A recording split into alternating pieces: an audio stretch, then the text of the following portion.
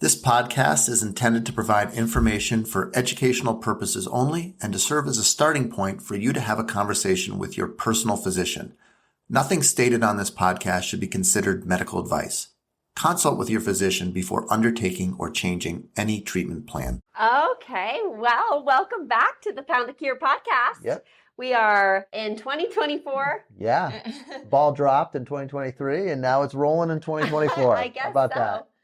So this is episode 8. What do we title this one? Paging Dr. Lilly. Yeah, Paging Dr. Lilly. Dr. Lilly. Okay, so we're really having a good time with the podcast, and it's now after the new year. In the past, we'd been recording a little bit behind schedule. We're now pretty close up to date. I am actually, if I'm a little bit unhinged, it's because last night I was in Houston at the national championship watching my Wolverines win, go blue. And so I have been up quite a bit and flew in this morning and then saw an office full of patients. And now here we are recording a podcast. So please, if I seem a little sleep deprived, well, it's because I am. Or if we hear your stomach growling. Yeah, or if my voice seems a little hoarse, any of that, well, you have an excuse for that. Dr. Weiner needs a nap. Totally. All right, so let's get into the show. Our first segment is about the news, and we have the news article is about Eli Lilly, or it's called Lilly Direct, and Eli Lilly they haven't bought. Well, it's unclear what the financial relationship is, but there's some extremely tight relationship with a telehealth medical company, just like Weight Watchers and Roe and Join Calibrate and these companies that are out there essentially just selling prescriptions for a monthly fee. So Eli Lilly has partnered with one of these. And so essentially what we have is a pharmaceutical company partnering with a medical group in order to, I would assume, sell their medication, prescribe their medication. And so I think, I don't know if it's just me who thinks this is totally crazy and violates every ethical principle of unbiased healthcare, but I think we have to recognize that if we have a pharmaceutical industry that has a close financial relationship with a medical group, do you think that this medical group is going to be prescribing a lot of Wegovy, which is made by Novo Nordisk? I don't think so. Do you think this medical group is going to be appropriately referring to bariatric surgery? Oh my gosh. Well, when I was reading that article, I was like, is this allowed? Yeah. And I noticed there was a line in there that said they won't, be inclined to prescribe their medication more than the others. And I thought, how in the world could they not? So first of all, there's a ton of science about how drug reps and there's a huge cottage industry of these reps, and they come to the office and they want to drop off paperwork. I actually today had nothing to do with obesity. It had to do with more of my general surgery practice. I got an email from a drug rep saying, hey, there's a patient that I think should go on our medication. I just wanted to talk to you about. That is crazy. I mean, at this point, we've got the tail wagging the dog.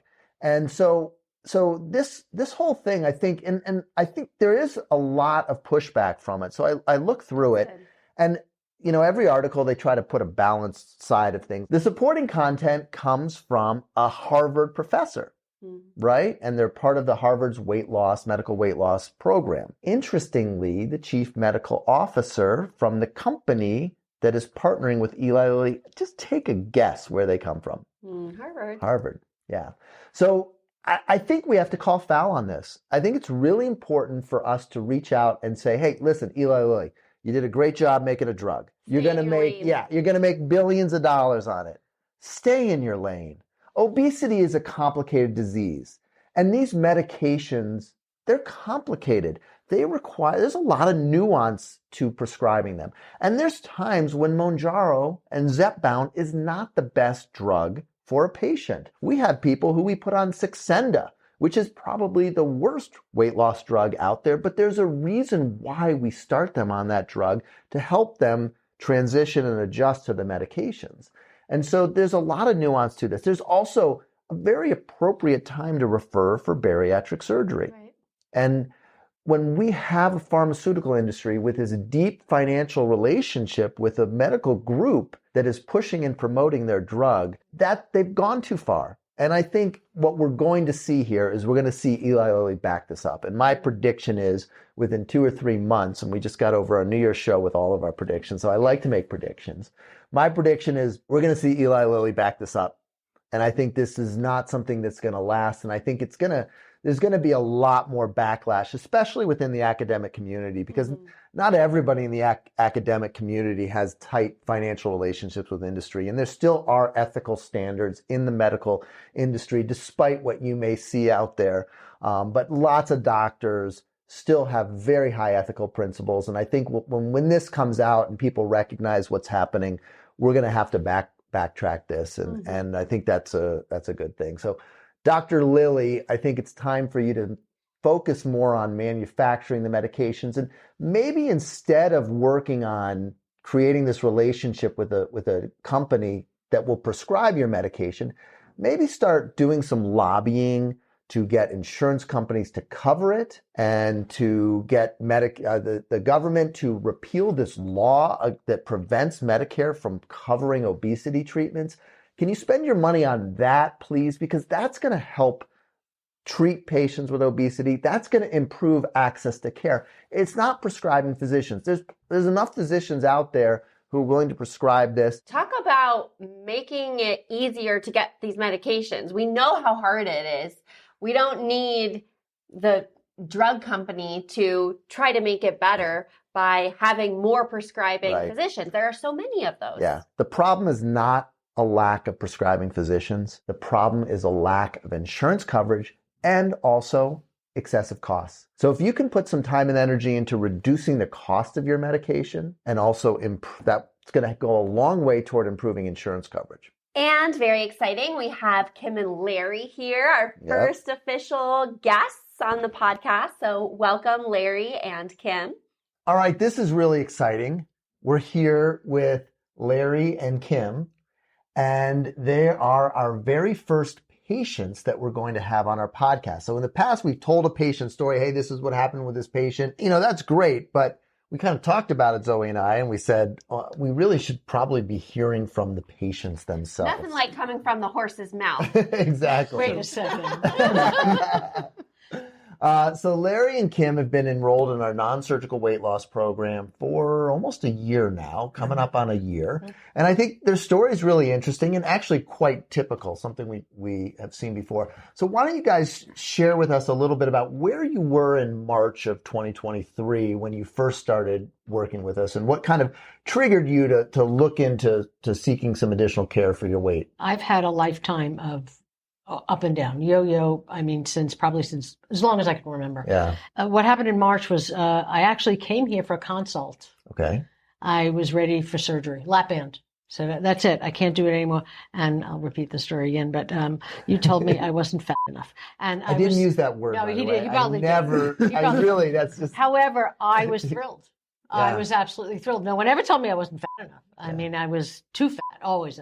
Well, in any event, so we went a different route, and we went with the GLP-3 medicines. GLP-1. GLP-1. Right. I'm sorry. I'm sorry. And both and part of it was I'm doing with my husband here, and we read your book, and we went on Zoe's podcasts, and at the time Larry was weighing himself on a scale. He was in some sort of program, and I was kind of going on the scale as well. But in conjunction with everything, with the medicines, GLP-1s, and the food, and the pound of vegetables, and the fruit, that's what happened. So I really am feeling really great. Both of you, what weight were you at when you started? I was 171, and Okay. I'm 5'2". Yeah.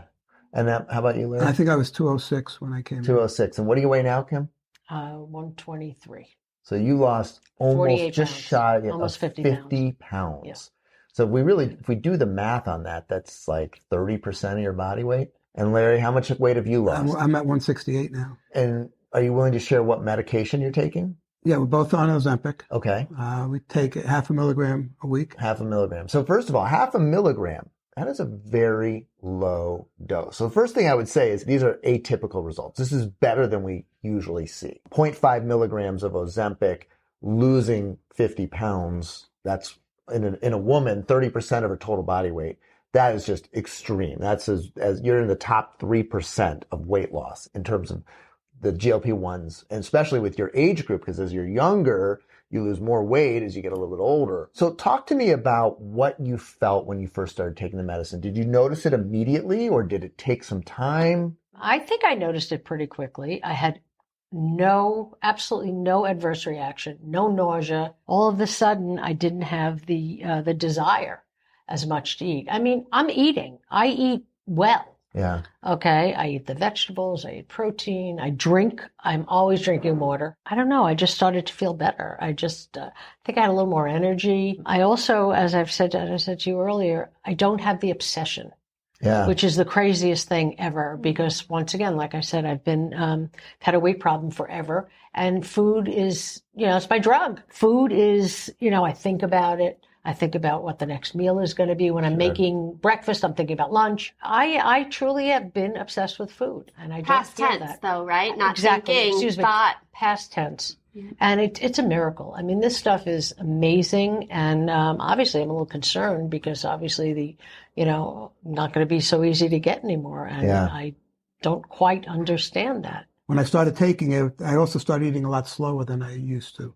And so where I would used to be able to devour a cheeseburger and fries easily. Right. Now I was cutting the hamburger in half and not having the bun, and I was getting full just on having half of it. And so that was a big thing for me, that I was getting full much quicker. And I'm still staying active. And I was weighing myself. I got a little obsessive. I was weighing myself every day. Yeah, you got quite a spreadsheet going. And I have a spreadsheet going. Well, I'm an IT guy, so I had a spreadsheet going. And so I just saw the pounds, go off. And then, over the summer, we go to New York for the summer. Mm-hmm.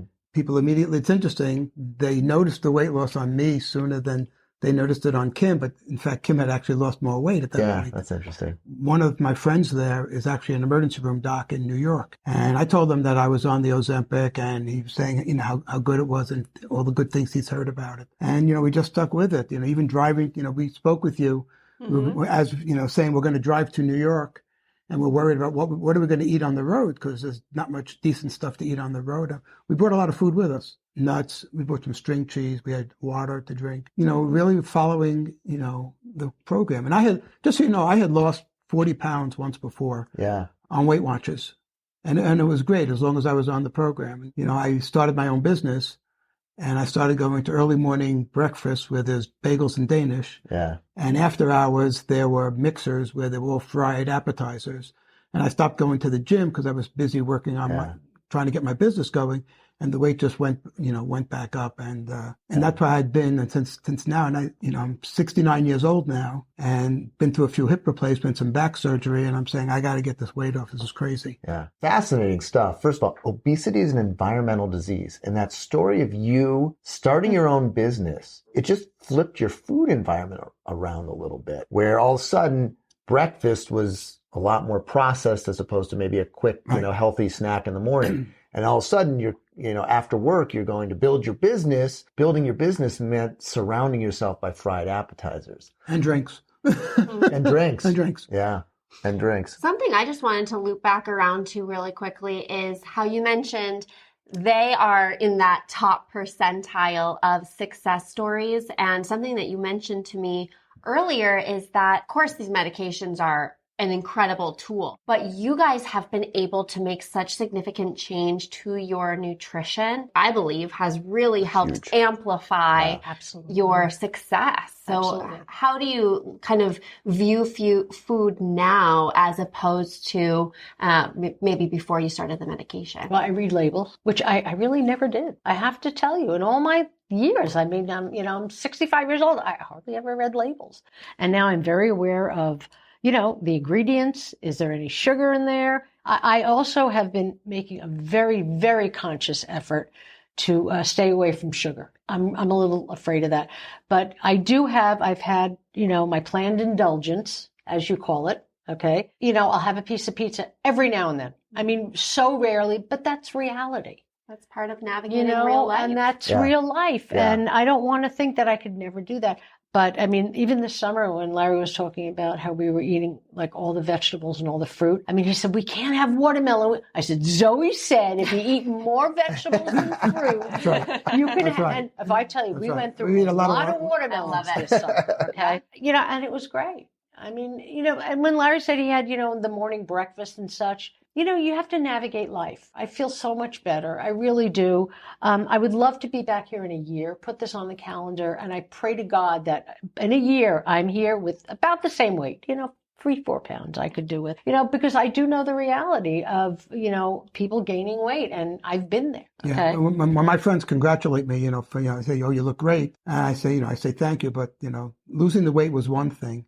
Maintaining it is a whole nother ball game. And, you know, that's always been our concern. One of the good things is that we're doing it together. Yeah. So it's not that one is seeing the other one losing more weight or less weight or actually losing any weight. You know, we are doing it together. I tend to be a little more active, a lot more active than Kim is. But she's more disciplined even with the food than I am. I was two things. One is over the summer, you know, went to New York. I had 2 bagels all summer. Yeah. Now, you know, if you come from New York, that's where bagels, you know, are king. I only had 2 also, and very little pizza. It was quite an adjustment. And so, you know, just watch it. That planned indulgence, it's true. I mean, if I have a bagel one day, I'm not going to have another one for quite a while. Yeah. You know, you've always wanted to eat really well and change your diet, and you started and tried and succeeded and then regained so many times over the years. But when you get the medications on board, it just makes it all possible. And here you are, you know, had you lost 50 pounds in the past, you would be ravenous. You would be walking around all day, just trying to quiet your hunger and thinking and being obsessed with food. And that's just a biologic response to weight loss. But with the medications, with that lowering of the set point, you know, you're at 120 something pounds and that set point is now there. And so I think that makes such a big difference too, is that this is now your new weight as long as you take the meds. So how is it though? Because, you know, of all the commercials you see on TV, they say, you know, people that are on Ozempic, they can expect this percentage of weight loss. And we've far exceeded that. Yeah. You know, and so I'm thinking, how is that possible? We're eating properly, but are we eating that much better that we have such great results? Is that what it is? Maybe. Is it that simple? I think it's a combination. Some people are really super responders to the medication, and some maybe eat the exact same way you do, and just their bodies don't respond as well. I feel like I see that. Absolutely. You know, if we were on a higher dose, would we be losing more weight? Or is there a point where... It's going to be a law of diminishing returns. Okay. Where the side effects go up. Because, you know, your body's not going to let you... It's not going to let you get to 102 pounds, right? You'd look terrible at 102 pounds. That would be very unhealthy. Yeah, very unhealthy. With each successive pound, it gets a little harder and harder to lose that weight.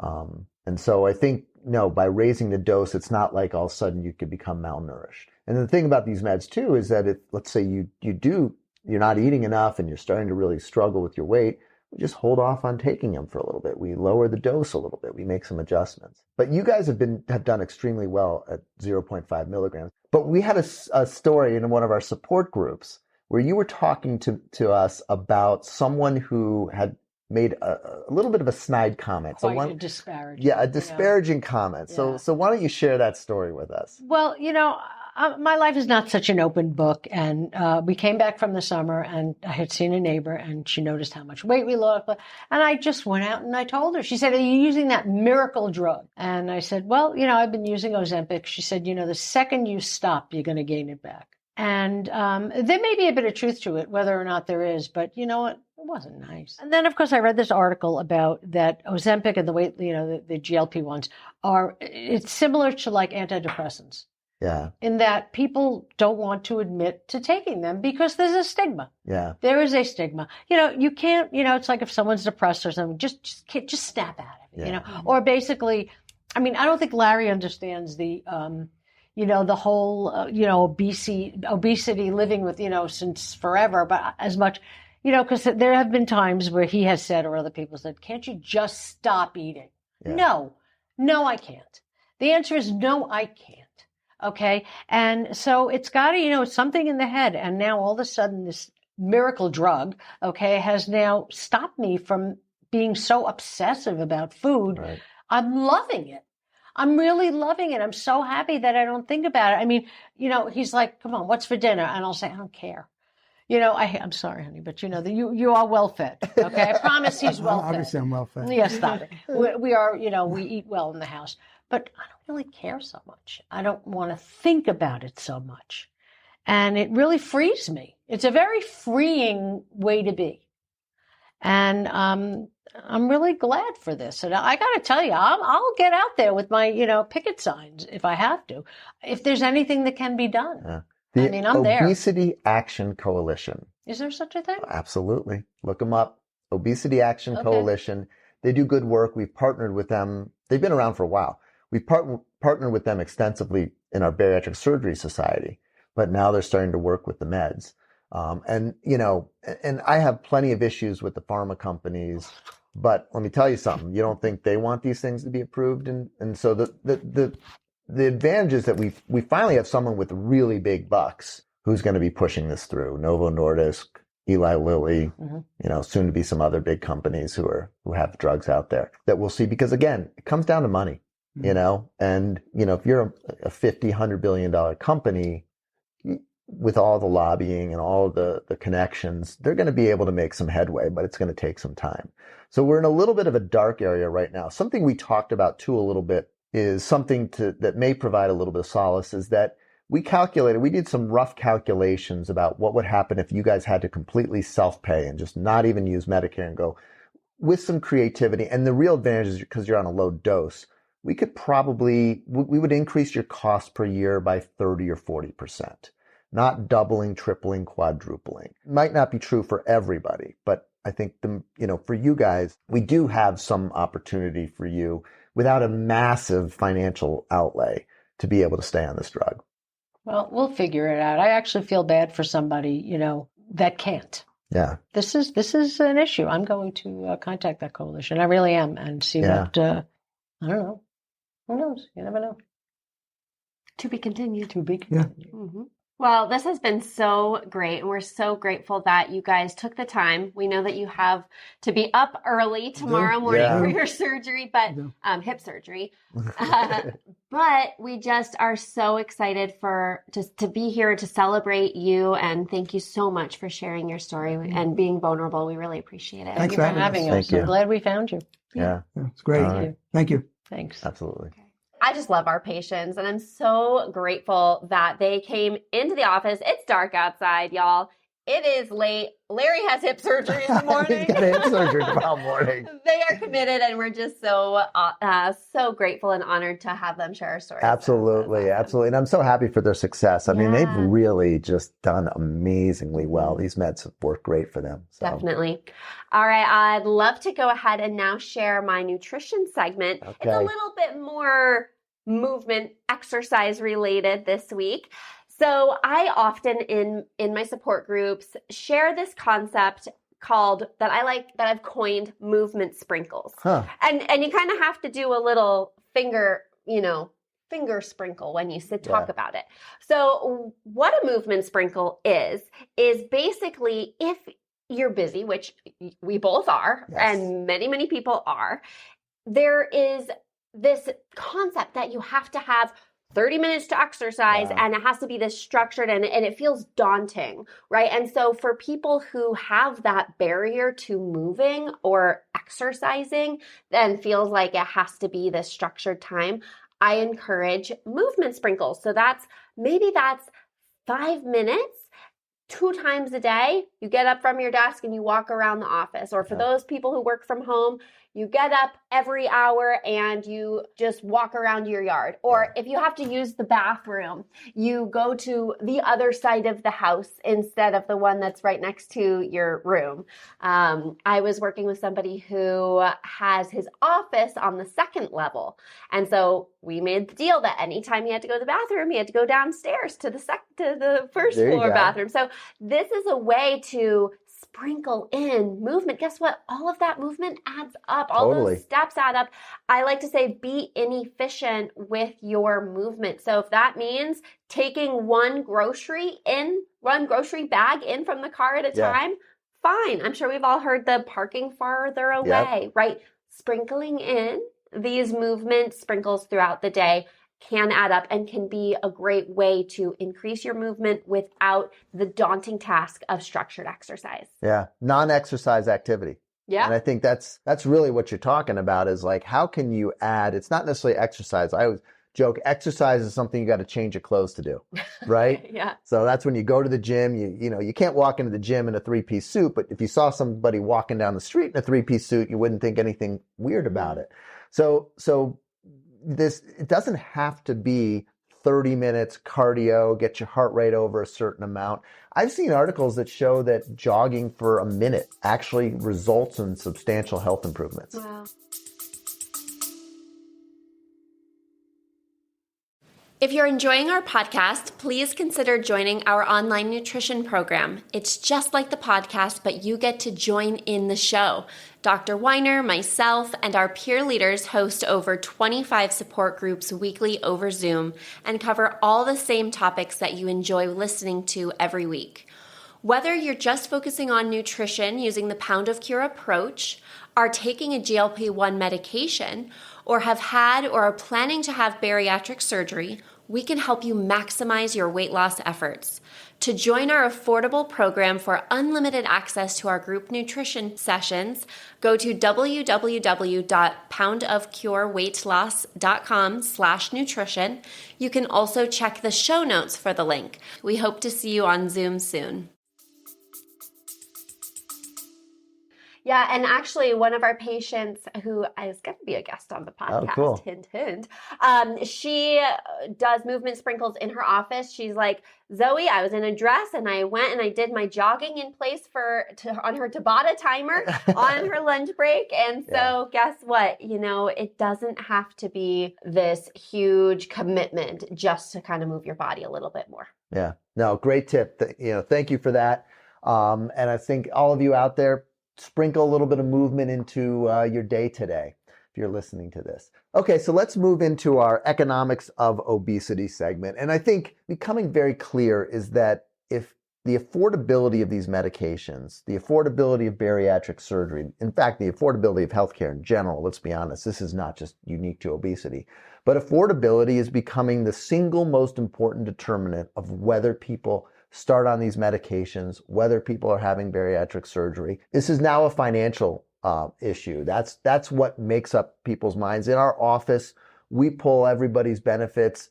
We actually have an overseas call center who helps us with this so that when people come into our office, we have as much financial information as we can possibly obtain so that we can help counsel them, because I can talk to you till I'm blue in the face about the right medication, but if it's $500 a month, most patients aren't going to be able to afford it.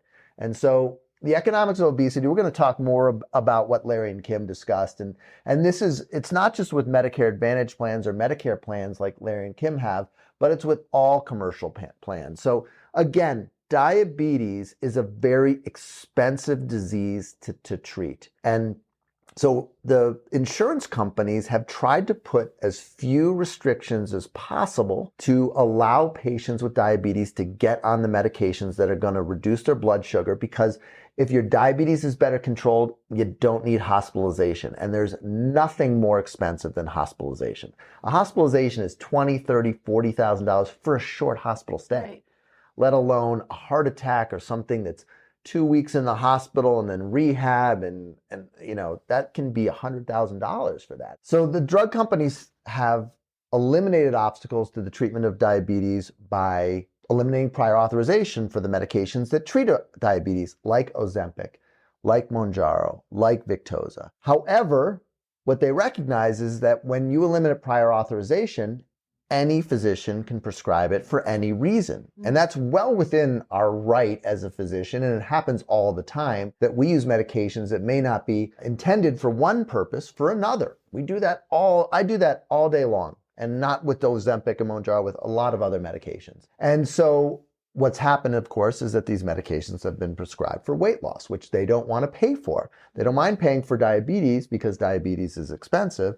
Obesity, it takes much more time for the consequences and the admissions and the excessive healthcare costs to build up. And so there's just not the return on investment. And so the insurance companies have caught on to this. They've known about it for a while, but they weren't able to change their policy. Insurance company can't be like, you know what, I'm going to change my policy today. Boom, it's changed. Right. There's a whole process, and it usually works on the calendar year. January 1st comes along, and we're probably going to see millions and millions of patients who have been receiving Ozempic or Mounjaro fully covered, because what the insurance companies also do is they eliminate the copay. So we have patients getting Ozempic or Mounjaro for $0 copay. And all of a sudden, the insurance company's like, I'm not giving a $0 copay for an obesity drug when I'm charging $100, $150, $200 copay for Wegovy or Zepbound. And so we're seeing that's all disappearing now.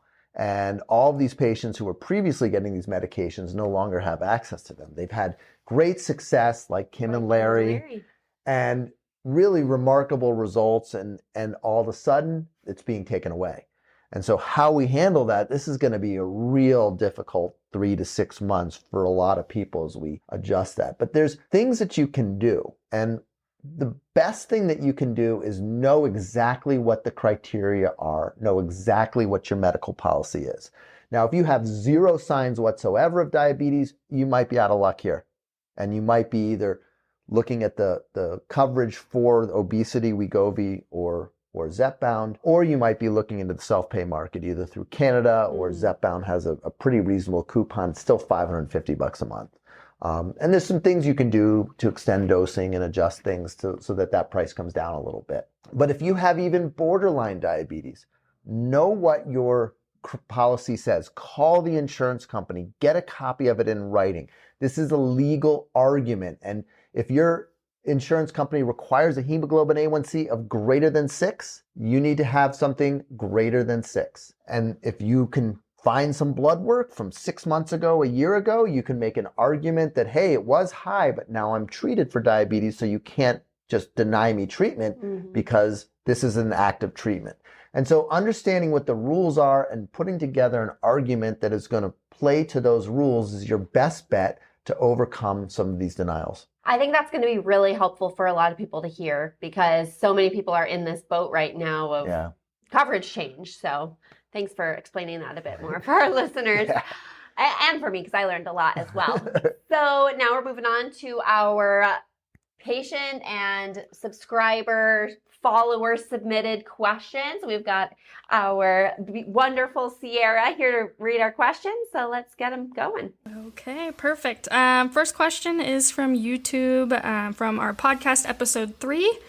And this is from Cindy.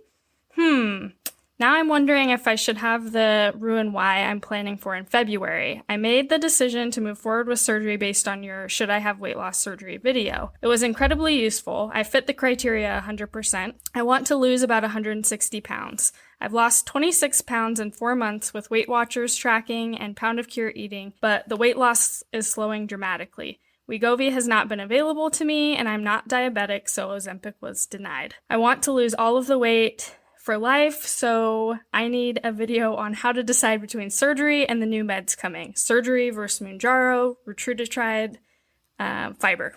Okay, so we do have a video that kind of addresses that. And I think the way that I approach this is, again, our pyramid. And I've talked about this multiple times. The base of the pyramid is nutrition. That's where Zoe comes in. She's done great, right? 26 pounds? That's great. Yeah, I mean, in 4 months. In 4 months. That's a lot. Yeah, so clearly she's kind of satisfied the base. The next level up is medications, and that's where we move next. Now, she said, okay, I can't get coverage for Ozempic. Wegovy's not available. So the question is Wegovy not available because it's on shortage, but otherwise she has coverage? In which case I'd say, well, wait a couple months. Zepbound will be covered. Wegovy will come off shortage, and you'll be able to get access to the medications. If you're really eager to kind of move along, maybe self-paying for a few months, there's some ways that you can do that. So it's not necessarily going to break the bank. It's still expensive, but it might not totally break. It's not going to be thousands and thousands of dollars. So if you have the financial means and you can self-pay for a few months to bridge the gap, to just kind of keep things moving along while we wait for Wegovy to come off shortage, or for Zepbound to come on your formulary, then going that pathway and trying the meds and seeing how they they work is important. And the reason that that's so important is because that not only tells you, hey, should I have the meds, but also which surgery should I choose? Because we've talked about the sleeve versus the bypass. The downside of the sleeve is, of course, weight regain. And this is counteracted by, of course, the meds. And so it's sleeve plus meds. Now, if you start the meds and they don't work, you don't like them, they're way too expensive, then if you go down the pathway of a sleeve, you're essentially signing yourself up for medication. Now, it might kind of kick the can down the road a couple of years when things are more, when the medication's more affordable, but that's a prediction. We're predicting that these meds are going to be more affordable in a few years. That's, to be honest with you, even though I do think that's going to happen, it goes in the face of what's happening to pharmaceutical costs, right? Anybody's drugs cheaper now than they used to be? I mean, I remember sometimes you go and it was like $2 was your pay, right? Yeah, remember that? Yeah. So I'm saying that with that assumption, and I do think there's some reasons why that will be true. There's going to be increased competition in the market, and there's such demand for this. It's a much more demand-driven economic curve than pharmaceuticals, well, other pharmaceuticals, which is like someone told me, so I have to take them. Yeah.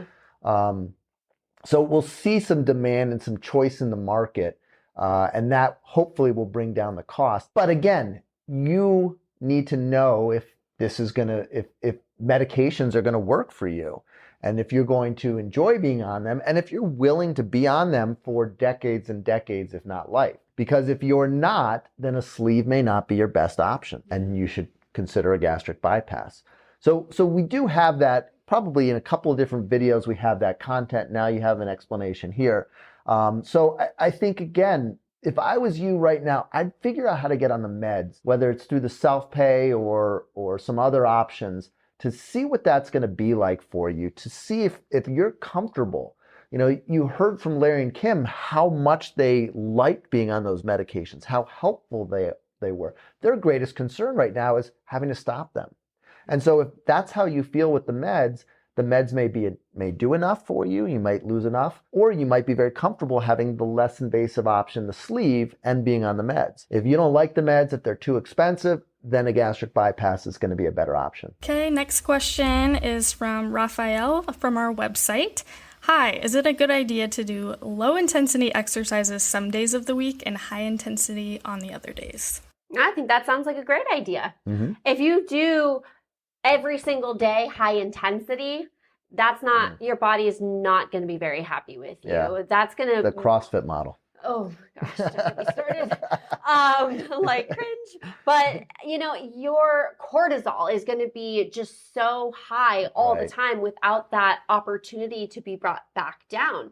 And so there's absolutely a place for low intensity exercise as well as the high intensity exercise given, you know, tolerance. And if you're able to, right?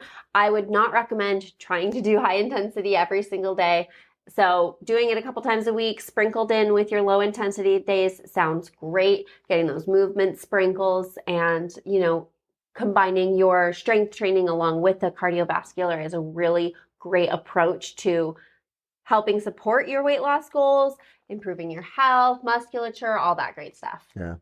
What about, you know, the same type of high intensity exercise or different types of high intensity exercise? Like, should you, let's say you do CrossFit one day a week or something similar to that intensity. Mm-hmm. Should it be the same exercise all the time, or should you maybe find another high intensity exercise on another day? That's a good question. I think my answer to that really depends on what their goals are, right? So if somebody's goal is to increase their speed, let's say, okay. I want to get really fast at running. Yeah. Then doing 2 high intensity days, maybe that looks like sprinting intervals. Sure. Then, yeah, doing the same type of exercise that you want to get better at. Idea. Yeah, practicing what you want to get better at. If it's that you want to get, you know, faster at your, I don't even know the exercises in CrossFit because it like makes me. They do the heavy, the Olympic lifting, the right. So if you clean and jerk.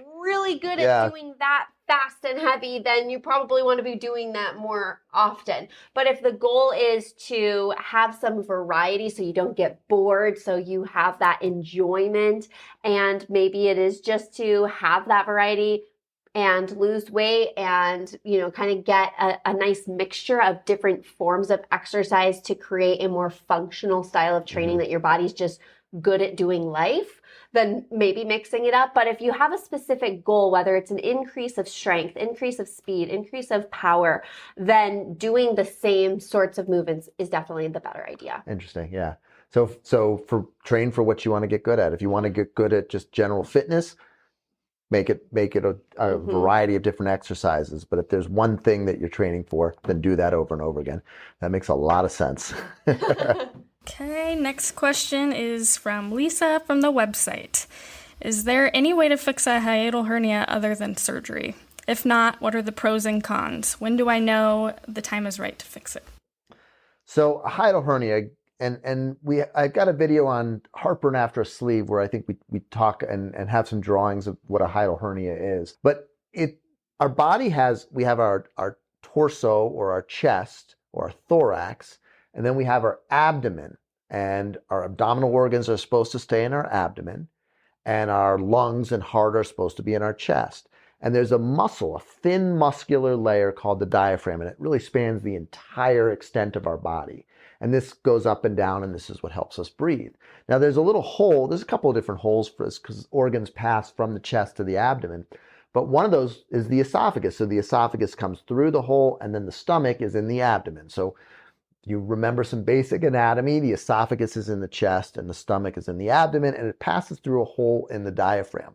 Now that hole can stretch out over time, and especially if you're overweight, but all of us have relatively higher intra-abdominal pressure, and it can push that stomach up into the chest, and that's called a hiatal hernia. And what happens is the valve between the esophagus and the stomach should normally sit inside the abdomen. So the pressure is very different. When we breathe in, we create this negative pressure and opens up everything, and that's why air rushes in. And so when the valve is in the abdomen, the pressure doesn't fluctuate that much with breathing. But when the valve shifts up with a hiatal hernia into the chest, every time you breathe in, that negative pressure opens the valve and allows the acid to reach up into the esophagus, and it causes gastroesophageal reflux disease or the symptom of heartburn. Now, it's really important because a hiatal hernia can cause some serious problems. It tends to be in much older people. Actually, I've got one on the schedule for Thursday where someone's stomach is completely flipped up into the chest and is turned on itself and is now blocked. And that's called a paraesophageal hernia. And there's a run on them in Tucson because I just repaired another gigantic one last week. So this is a surgery I do with some frequency. And when it's severe, you can't eat or drink because the stomach is essentially blocked, and it's to some degree an emergency. This is a hospitalized thing, like you're in the hospital for this. But most people who have a hiatal hernia, and they're super, super common, and obese people, about 2/3 of obese people have some form of hiatal hernia. We don't really care about this dramatic thing where the stomach is flipped because that's not what we're seeing. For the overwhelming majority, and I think in this situation, we're just seeing that there's a little bit of an opening and it's sliding up and it's causing acid reflux. So you don't necessarily treat the hiatal hernia itself. It's not like if I do a CAT scan and I say, oh, here's the hiatal hernia, this needs to be repaired. You don't need to repair a hiatal hernia. You need to repair it when it's causing significant symptoms. Your food is getting stuck and hanging in your chest and you're vomiting or having extreme pain, or it's limiting your ability to eat. You're having severe acid reflux. You're sitting propped up on pillows. At that point, it's time to fix it. Now, I'm assuming this person has had a gastric sleeve, and because that's typically the scenario where people are contemplating a hiatal hernia repair for, as an elective procedure. There's some other scenarios too, but because we're an obesity channel, I'm going to guess that this is someone who's had a sleeve gastrectomy.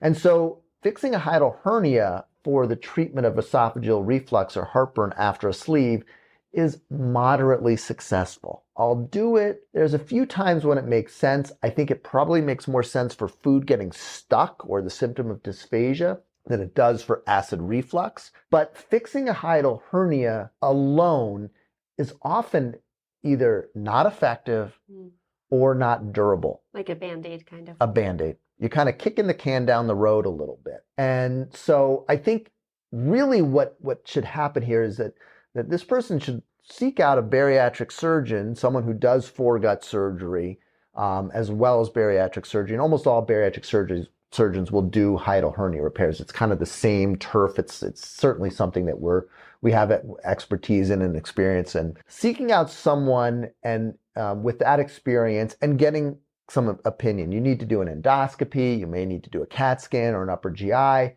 Getting a good sense of the hiatal hernia, looking at what symptoms you want to improve, and then getting an honest answer about whether a hiatal hernia is going to relieve those symptoms. So symptoms should really drive this decision, not the size of the hernia, but whether food's getting stuck or whether you're having significant heartburn. And then honestly, this is where someone with some experience in repairing them comes in, who's going to give you an honest answer about whether it's going to help.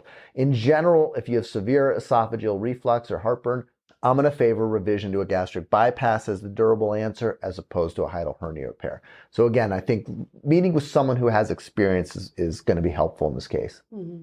Okay, last question. This one is from Amanda from our YouTube video on avoiding added sugars and artificial sweeteners. I had a bypass. Is stevia okay? It helped my sugar addiction. That's great. If we can decrease the added sugar, Yeah. I think that's great. So I kind of view it as a spectrum, right? We've got not having any added sugar and no artificial sweeteners or zero calories. That's the dream. Let's call it, right? Over here, fruit being that highest level of sweetness in your diet. That's ideal. That's kind of like what we're working towards. Right. Over here, we've got, I'm gonna envision she's using this in her coffee, let's say.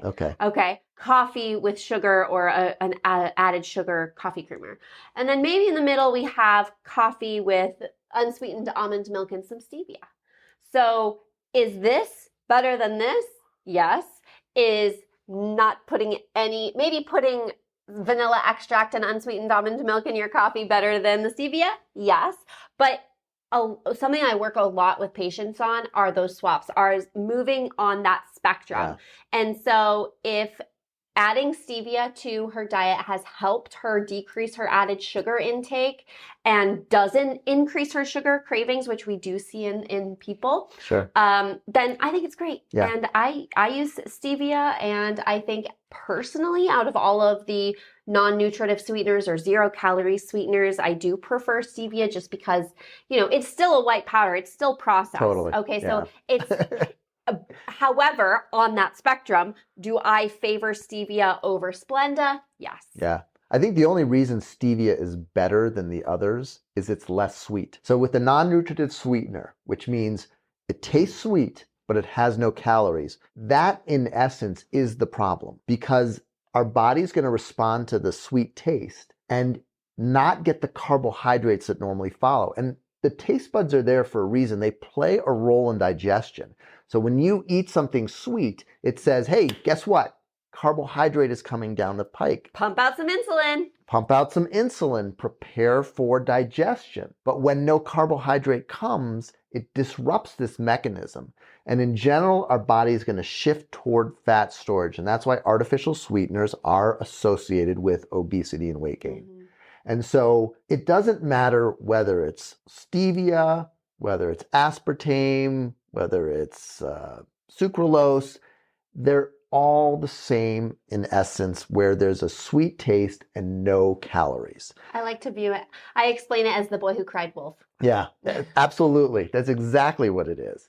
And so stevia is less sweet than the other sweeteners. And so it triggers less of a change. Mm-hmm. And so I think for that reason, it is preferred, but it doesn't make it okay. But I think your thought about this on a spectrum and moving toward less sweetener, more toward fruit is really, that's the dream. Mm-hmm.